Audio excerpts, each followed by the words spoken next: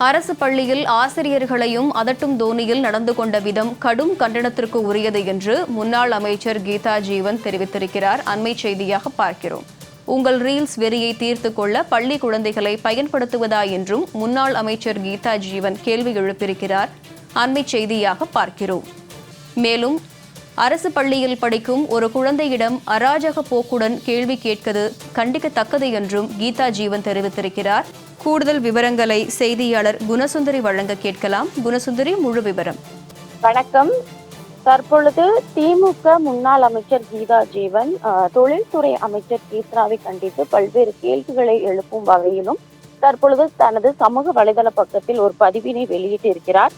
குறிப்பாக கடந்த சில நாட்களுக்கு முன்னதாக தமிழக தொழில்துறை அமைச்சர் கீர்த்தனா தனது சொந்த தொகுதியான சிவகாசி அருகே இருக்கக்கூடிய ஒரு பள்ளியில், அதாவது திருத்தங்குளம் அரசு பெண்கள் மேல்நிலை பள்ளியில் ஜூலை மாதம் சில நாட்களுக்கு முன்பாக மேற்கொண்ட திடீர் ஆய்வு என்பது பெரும் சர்ச்சையை ஏற்படுத்தி இருக்கிறது. ஏன் என்று பார்த்தால், குறிப்பாக வகுப்பறையில் மாணவியிடம் அவர் ஆங்கிலத்தில் கேள்வி எழுப்பிய விதம் மற்றும் பேசிய விதம் குறித்து தற்பொழுது சமூக வலைதளங்களில் பல்வேறு கேள்விகளை எழுப்பி வருகின்றனர்.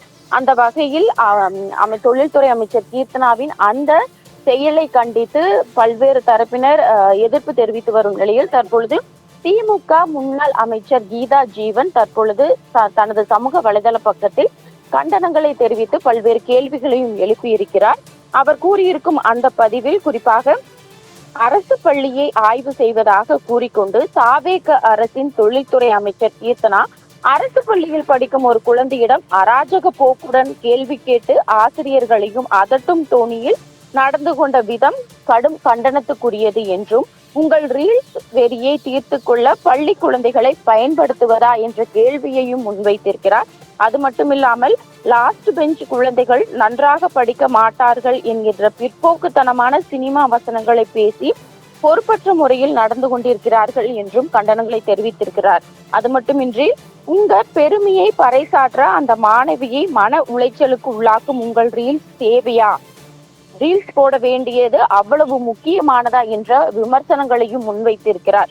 அதே போன்று அமைச்சர் கீர்த்தனா அவர்களின் செயல் அருவருக்கத்தக்க செயலாகும். ஒரு குழந்தையிடம் என்ன பேச வேண்டும் என்று தெரிந்தவர்கள்தான் தாவேக அமைச்சரவையில் இடம்பெற்றிருக்கிறார்கள் என்பது தமிழ்நாட்டுக்கே தலைக்குனிவு என்றும், குழந்தைகளை அரசிடமிருந்தும் அமைச்சர்களிடமிருந்தும் பாதுகாக்க வேண்டிய மோசமான சூழலில் தமிழ்நாடு சிக்கி இருப்பது பெரும் மனவேதனையை தருகிறது என்றும் கடும் விமர்சனத்தை முன்வைத்து தனது சமூக வலைதள பக்கத்தில் பதிவு ஒன்று வெளியிட்டிருக்கிறார்.